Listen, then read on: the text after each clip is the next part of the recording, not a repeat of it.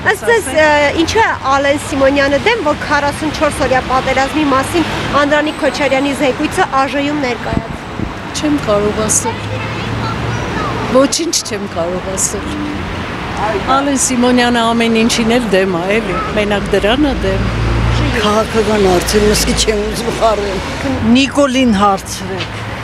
Եթե չեմ կարող պատասխանել, որտեղ ես որոշում եմ այդ պատերազմի անունը, вообще ես ինքս վատ իմ վիճակս, որ մասնակցել եմ,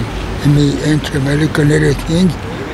Ճիշտ ասած չեմ կարող հստակ պատասխան տալ, ինչ մտքեր կա, բայց լավ կլներ, որ ընդունվեր։ Չգիտեմ, չեմ կարող այտենց։ Ալիժան, տեղյակ չեմ ընդհանրապես, չեմ կարող պատասխանել։ Չգիտեմ, հավես չունեմ դրան։ Ինչի է դեմ։ Դերը բաներ կա, որ պետք չի հրապարակել։ Դա պատերազմի հանգամանքներ այսպես ուսումնասիրող քննիչ հանձնաժողովի։ Հասկանալի է, բայց դե բաներ կա, որ պետք չի հրապարակել ու վերջ։ Երևի ճիշտ են վարվում։ Իրան հարցրեք։ Իրան ու Անդրանիկ Քոչարյանին ինչ հակասություն ուներ իրար մեջ։ Այդ խաղերը թոտանեն իրանց բաբոներին տան։ Բայց ինչ է կարծում, ինչու չի ցանկանում, ինչու է դեմ որ ներկայացվի այդ։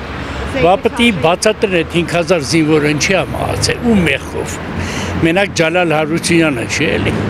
Առաջերտին վարչապետն է։ Գլխավոր հրամանատարը իր Աննայի հետ միասին։ Ես չգիտեմ։